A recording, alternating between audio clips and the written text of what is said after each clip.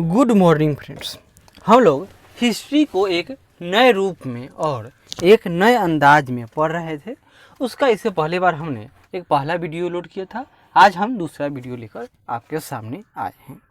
तो सबसे पहले इतिहास को कैसे पढ़ा जाता है, उसको विभिन्न कालखंडों में बांटा जाता है और उस जब हमको उसके बारे में जानकारी कैसे मिलती है तब ना हम जानेंगे, तब ना समझेंगे क्या हुआ था ना हुआ था। तो इतिहास को पढ़ने से पहले सबसे पहले उसका स्रोत के बारे में हमको जानना चाहिए। तो उसी स्रोत को देखे थे हम लोग, उसमें क्या देख पढ़ रहे थे कि इतिहास के पुरातात्विक स्रोत। तो उसी में हम लोग आगे बढ़ेंगे। यही भारत है। अब पूछिएगा कि भारत का ऐसा मैप तो है नहीं, लेकिन भारत है 1947 से पहले का ही भारत है। तब तो भारत ऐसा ही न था। 1947 के बाद ही ना भारत इतना छोटा हो गया है। लेकिन जब भारत का इतिहास पढ़िएगा तो आपको ये सब पढ़ना ही पड़ता है। चलिए आगे चलते हैं। अब जहाँ तक देख लिए थे उसे आगे बढ़ेंगे। तो पुरातात्विक स्रोत देख चुके हैं। अब आते हैं, अब भारत में जो पुरातात्विक स्थल मिले थे उसके बारे में तो पढ़ लिए।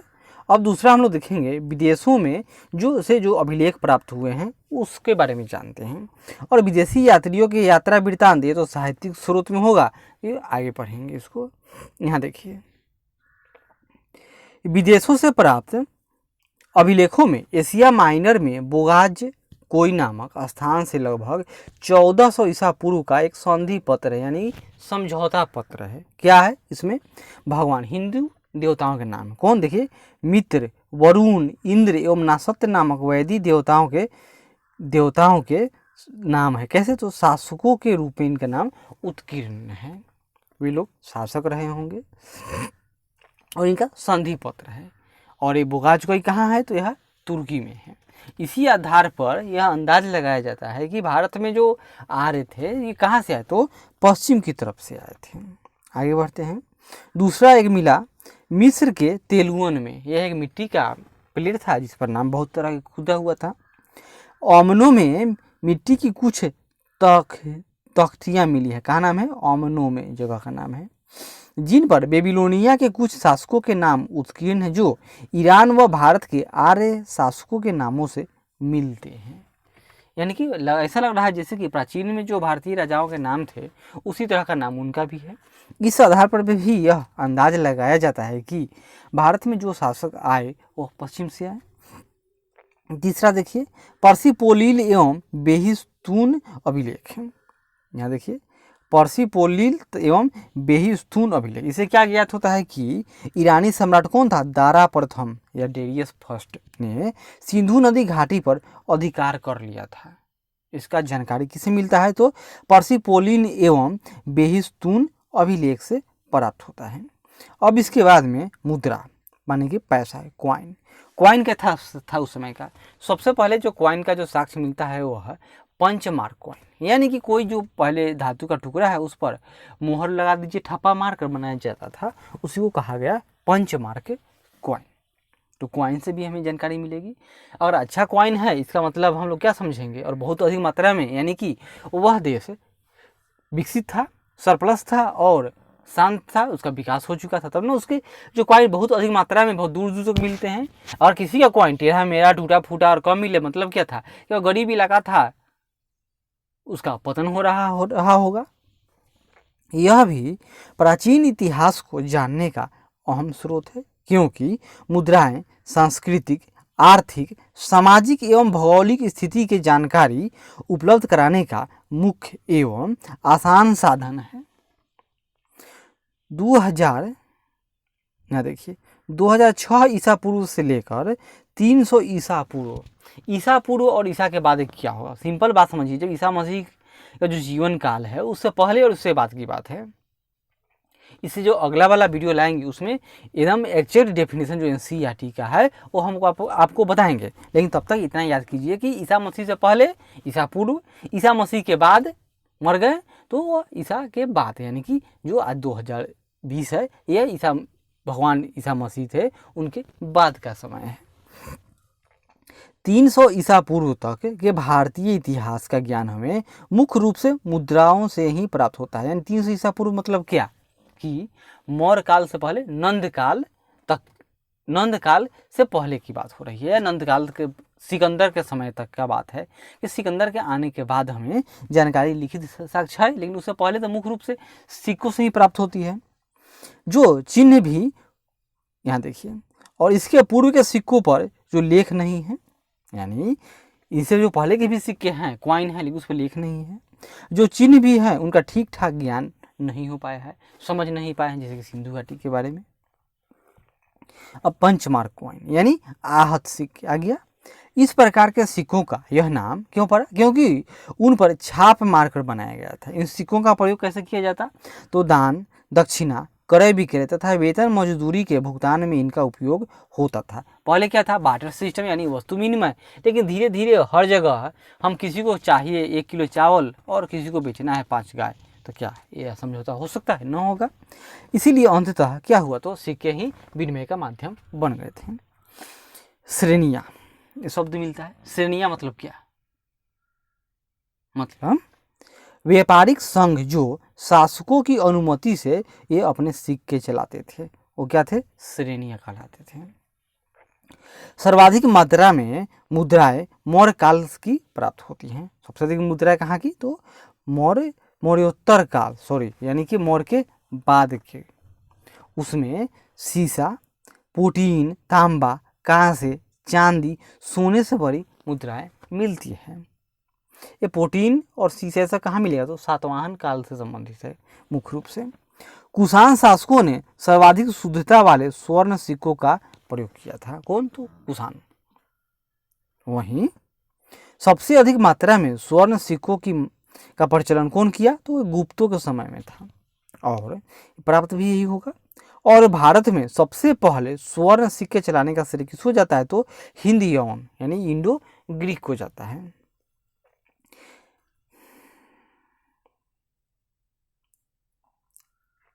धातु पर ठप्पा मारकर बनाई गई बुद्धकालीन आहत सिक्कों में उस पर कुछ मार्क है, चिन्ह क्या क्या है?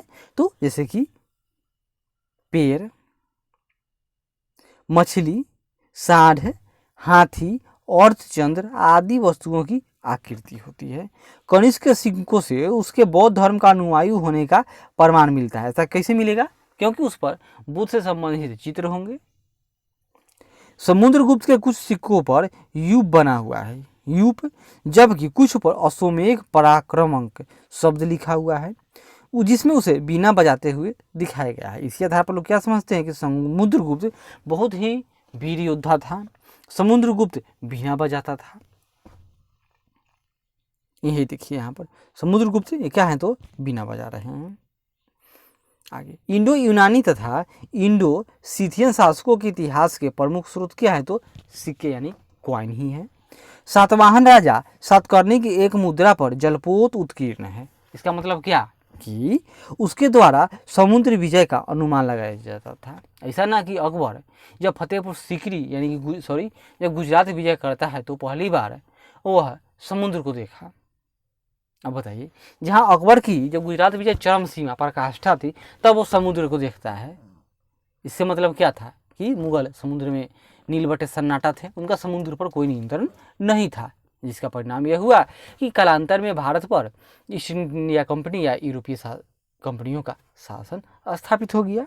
लेकिन जब यह सातवाहन राजा गौतमी पुत्र सातकर्णी के सिक्के पर ही जलपोत का आकृति उत्कीर्ण है, इसका मतलब क्या? कि उसकी नौसेना मजबूत रही होगी, समुद्र पर उसका नियंत्रण रहा होगा। चंद्रगुप्त द्वितीय की व्याघ्र शैली यानी चांदी का जो सिक्का है उस पर बाघ का फोटो है। मुद्राओं से क्या होगा? उसका मतलब है कि वह पश्चिम भारत पर के शकों को हरा चुका है, उस पर विजय का यह सूचित करता है व्याघ्र शैली सिक्का। अब आगे देखिए, स्मारक एवं भवन, यह भी प्राचीन इतिहास के या किसी भी काल के जो इतिहास के हैं वह जानने के प्रमुख स्रोत हैं। सबसे पहले हम इसमें देखते हैं मंदिर। उत्तर भारतीय मंदिरों की कला शैली क्या कहलाती है? नागर शैली। नागर शैली कैसी होगी? यह देखिए, उत्तर भारत के जो मंदिर बनते हैं यह एक इस तरह बनेंगे, लगे जैसे कि कोई पहाड़ है, पहाड़ टाइप का मंदिर का स्ट्रक्चर है। इसमें क्या होगा, सबसे ऊपर का जो ये है, सबसे ऊपर जो मंदिर देखेंगे वहाँ पर एक स्टोन रहता है, उसको अमलका कहेंगे। उसके ऊपर एक कलश रहता है। यह पूरा है शिखर है, शिखर के नीचे यहाँ पर देवता रहेंगे, यह गर्भगिरी जहाँ देवता रहेंगे। और यह अंतरा है यानी कि मंडप, यहाँ पर क्या होगा तो लोग भक्त जाकर पूजा पाठ करते हैं। और परिदक्षिणा पथ रहता है, चारों तरफ आप घूमकर उनका परिदक्षिणा कर सकते हो। या यहाँ पर इंट्रेंस गेट है। सामान्य यही, जब हम लोग आगे डिटेल से पढ़ेंगे तो इसके बारे में देखेंगे। दूसरा, दक्षिण भारतीय मंदिरों की कला, जो उत्तर भारत के मंदिर था इसका स्थापत्य कला इससे अलग था, उसको कहा जाता है द्रविडियन शैली। यानी यह कैसे बनेगा, यह पिरामिड के स्टाइल का। यह बृहदेश्वर मंदिर है। कौन बनाया था, तो राजा बृहदेश्वर ने, जो चोल का प्रतापी राजा था। और यह भारत का अब तक का सबसे ऊंचा मंदिर है। और यह कैसा है, तो यह पिरामिड स्टाइल का मंदिर है। इसके ऊपर ये बहुत बड़ा एक पत्थर है। और जो दक्षिण भारत का मंदिर है, इसकी क्या खास विशेषता थी कि मंदिर तो है लेकिन उसके चारों तरफ से बहुत ही बड़ा परकोटा है, यानी गेट होता है। और गेट के ऊपर इस तरह मंदिर को, तो इसको लोग विमान कहते हैं, लेकिन जो बाहर यह बनता है यह दुर्ग टाइप का, ये बहुत ही उसका भव्य विमान ऊंचा होता था। यह दक्षिण, और आगे एक नंदी का बैल रहता है। ये सब हम लोग आगे जब डिटेल से पढ़ेंगे तो देखेंगे। उसका नाम क्या है, उसको गोपुरम कहा जाता है, इंटरेस्ट गेट को। और मंदिर क्या है, इसको क्या कहेंगे, विमान है यह। और जबकि दक्षिण जो कला है और उत्तर भारत के जो मंदिर, यानी कि दक्षिण का द्रविडियन मंदिर स्टाइल और उत्तर भारत के नागर शैली जो स्टाइल है मंदिर, दोनों का मिश्रित रूप है। उसको क्या कहा गया, बेसर शैली। जैसे कि होयसल, नायक, बहुत तरह के जो मंदिर हैं वो सब इसमें आते हैं। जब लोग आर्ट एंड कल्चर में पढ़ेंगे तो इसको डिटेल से देखेंगे। और विदेशों से भी बहुत सारे मंदिर मिलते हैं, जैसे जावा के बोरोबुदुर मंदिर से, वहाँ 9वीं शताब्दी में महायान बौद्ध धर्म की लोकप्रियता प्रमाणित होती है। इसी तरह माइसन मंदिर या माइसन टेम्पल कहाँ मिला है, हाल ही में चर्चा में है, तो वियतनाम में। वहाँ से एक शिवलिंग भी निकला है, जो मंदिरों की बहुत ही बड़ी एक श्रृंखला है। वह भी 9वीं शताब्दी का ही है। और उस समय उस क्षेत्र को क्या कहा जाता था, तो चंपा क्षेत्र। वहाँ पर हिंदू राजा राज करते थे। आगे देखिए। फिर इसी तरह मूर्तिकला, मूर्तिकला में आपको 3 तरह के स्कूल ऑफ आर्ट पढ़ने को मिलेंगे। पहला गंधार स्कूल, दूसरा मथुरा स्कूल, और तीसरा अमरावती। इसमें क्या अंतर होता है, जहाँ यह गंधार कला पूर्णतः कुषाणों के द्वारा विकसित था और इस पर अधिक यूनानी का प्रभाव है, वहीं जो मथुरा कला है यह बीच का है, इस पर हिंदू और यूनानी दोनों कला इस पर दिखता है। और जो अमरावती है पूर्णतः स्वदेशी है। इन सब के बारे में हम लोग डिटेल से पढ़ेंगे। और देख लीजिए, जो यहाँ पर यह गंधार शैली के भगवान बुद्ध हैं और यह मथुरा शैली के भगवान बुद्ध हैं। दोनों में अंतर देख लीजिए। इनके भगवान बुद्ध है जो गंधार शैली, इनमें आवाह मंडल है और इसमें नहीं है। गंधार शैली में जो भगवान बुद्ध हैं, इनका कपड़ा देखिए बहुत ढीला कपड़ा है, लेकिन मथुरा शैली में कपड़ा इनका चुस्त दुरुस्त है। यह जो अपोलो देवता हैं, ग्रीस के देवता, उसके आधार के ये अपोलो हैं, देवता के टाइप के बनाए गए, लेकिन यह भारत के ये ओरिजिनल थॉट हैं। आगे बढ़ते हैं। कुषाण काल, गुप्त काल तथा गुप्तोत्तर काल में जो मूर्तियां निर्मित की गई थी, उनसे जन साधारण की धार्मिक आस्थाओं और मूर्ति कला का ज्ञान मिलता है। कुषाण कालीन मूर्ति कला में जहाँ विदेशी प्रभाव अधिक है, तो क्योंकि कुषाण काल में ही तो सबसे पहली बार कहा जाता है कि अगर कोई मूर्ति बना तो कब, तो कुषाण में ही, और सबसे पहले कहाँ, तो गंधार क्षेत्र में। और यही कारण है कि इसमें अधिक विदेशी प्रभाव था। तो गुप्त काल में स्वाभाविकता परिलक्षित होती है, जबकि गुप्तोत्तर काल में सांकेतिकता अधिक प्रधान हो गया, यानी संकेत दिखाना, इशारा शुरू हो गया। भरहुत, बोधगया, सांची और अमरावती की यथार्थ मूर्ति कला अर्थात सामान्य जनजीवन से ही संबंधित हैं। उसके बाद हम लोग क्या पढ़ेंगे, चित्रकला, पेंटिंग। यह बहुत क्वेश्चन में आता है, यूपीएससी में कितना बार आ चुका है कि यह मरनासन राजकुमारी की जो पेंटिंग है कहाँ किससे संबंधित है, तो अजंता की गुफा से संबंधित है। याद कीजिए, अजंता की गुफा में क्या है, तो वह भगवान बुद्ध के जातक कथाओं से संबंधित है पेंटिंग उसमें। अजंता गुफा में उत्कीर्ण माता और शिशु तथा मरनासन राजकुमारी, ये पद्मपानी का पिक्चर है, जैसे चित्रों की शाश्वतता सर्वकालिक है, जिससे गुप्तकालीन कलात्मक और तत्कालीन जीवन की झलक मिलती है। अनवशेष, जैसे पाकिस्तान में सोहन नदी घाटी में उत्खनन द्वारा प्राप्त पुरापाषाण युग के पत्थर के खुरदुरे हथियारों औजारों से अनुमान लगाया जाता है कि भारत में 4000 से 2 लाख वर्ष ईसा पूर्व मानव रहता था। वहीं 10 से 6000 ईसा पूर्व वह कृषि कार्य करने लगा। जैसे उदाहरण तो नर्मदा घाटी में बेलन घाटी और बुर्जहोम आदि में, चिरांद बिहार के है, इसमें मिलता है। उसमें कृषि कार्य, पशुपालन, कपड़ा बुनना, मिट्टी के बर्तन बनाना तथा और पत्थर के चिकने औजार बनाना वह सीख गया था। गंगा यमुना के दोआब में पहले काले जी मृदभांड मिले थे और बाद में वो पहले काले और लाल मृदभांड और बाद में बाद में फिर चित्रित भूरे रंग के मृदभांड प्राप्त हुए हैं। मृदभांड मतलब क्या, सामान रखने वाला एक बर्तन या घड़ा टाइप का। पहले कैसा मिला तो ब्लैक एंड रेड टाइप का, लेकिन बाद में वो चित्रित हुआ, लेकिन वो भूरे रंग का था। आगे देखिए, मोहनजोदड़ो यानी हड़प्पा घाटी में 500 से अधिक मुहरे प्राप्त हुई हैं, जो हड़प्पा संस्कृति के निवासियों के धार्मिक विश्वासों की ओर इंगित करता है। यह बूढ़ा बाबा देख लीजिए, इनका स्टाइलिश दाढ़ी देखिए, कितना स्टाइलिश फ्रेंच कट दाढ़ी है और किया सलीके से वे शॉल ओढ़े हुए हैं। कौन कहता है कि आज का मानव स्टाइल करता है, इन सब के बारे में हम लोग पढ़ेंगे। बसाठ यानी वैशाली जो आज बिहार में है, वहाँ से भी 274 मिट्टी की मुहरें मिली है। और वैशाली से में ही जो भगवान बुद्ध है, इनका अंतिम संस्कार कहाँ किया गया था, तो भगवान बुद्ध का अंतिम संस्कार तो मल्ल में हुआ था, कुशीनगर। लेकिन जो उनका अस्थि कलश 8 जगह पर रखा गया था, उसमें से एक अस्थि कलश जो प्राप्त हुआ है वह यही वैशाली के ही पास से खुदाई करने से प्राप्त हुआ था।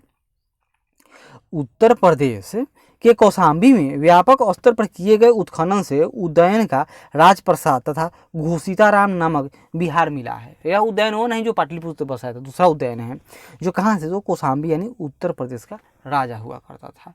कब तो अजात शत्रु के समय।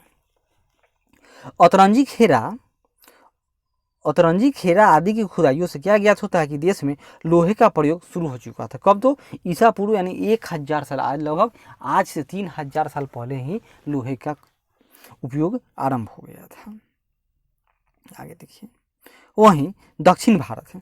दक्षिण भारत में औरिक मेडू एक स्थान है, कहाँ, तमिलनाडु में नहीं, ये पुडुचेरी का इसको नामक स्थान से खुदाई के दौरान रोमन सिक्के, ये देखिए दीप का टुकड़ा, बर्तन, इस तरह के शराब रखने वाले एम्फोरा इसको कहा जाता है, बर्तन आदि प्राप्त हुए हैं। जिससे क्या पुष्ट होता है कि ईसा के आरंभिक वर्षों में रोम तथा दक्षिण भारत के मध्य घनिष्ठ व्यापारिक संबंध थे। तभी तो सिक्के यहाँ तक आए। ऐसा थोड़ा है कि समुद्र के पानी में लहरों के साथ तैरकर आ गए होंगे, ऐसा तो हुआ ना होगा। तो हम लोगों ने क्या देखा, हम लोग भारतीय इतिहास के स्रोत देख रहे थे। उसमें हम लोग स्रोत में क्या बांटा जाता है, 2 क्षेत्र, एक पुरातात्विक स्रोत और दूसरा बांटा जाता है साहित्यिक स्रोत। तो पुरातात्विक स्रोत को हम लोग पूरा अध्ययन कर चुके हैं, जिसमें क्या देखें, उत्खनन से प्राप्त। तो उत्खनन में क्या क्या मिलता है, तो जो जमीन के अंदर गड़ा हो, जैसे कि उस समय के सिक्के, बर्तन, हड्डी के औजार, हड्डी या पत्थर के औजार, और उसी तरह जो धरती के ऊपर हैं, जैसे कि rock painting, rock art, Ashok के अशोक के राजाधीश, जैसे कि स्तंभ पर कुछ खुदवाई कर दिया या स्तंभ बना दिया, कोई स्मारक, सांची का स्तूप, फिर पेंटिंग में अजंता अलोरा में जो पेंटिंग है, चाहे कार्ले का चैत्य है, फिर भीमबेटका की जो गुफा है उसमें के जो रॉक आर्ट है, ये सब तो पेंटिंग ही है। इन सबसे भी हमें जानकारी मिलती है। फिर उस समय की मूर्ति कला से भी हमें उस समय की जानकारी मिलेगी। और अब हम लोग आगे क्या पढ़ेंगे, तो आगे हम लोग पढ़ेंगे साहित्यिक स्रोत। साहित्यिक स्रोत को भी 2 भागों में बांटा गया है, एक धार्मिक साहित्यिक स्रोत और दूसरा अलौकिक। धार्मिक मतलब कौन, एक होगा ब्राह्मण या वैदिक साहित्य, अर्थात जो वेद में विश्वास करेगा। दूसरा ब्राह्मणेतर या अवैदिक साहित्य, मतलब जिसमें बौद्ध धर्म, जैन धर्म आदि के ग्रंथ आएंगे। और दूसरा होता है लौकिक साहित्य यानी इपिक महाग्रंथ, जैसे कि रामायण, महाभारत। और फिर एक विदेशी जो यात्रियाँ हैं उनका यात्रा वृत्तांत, वो सब देख लेंगे। उसके बाद हम लोग विधिवत रूप से इतिहास को पढ़ना आरंभ करेंगे। तब तक आशा करते हैं कि यह प्रयास अच्छा लगे तो ज़रूर लाइक करें, शेयर करें, कमेंट करें और सब्सक्राइब करें। धन्यवाद।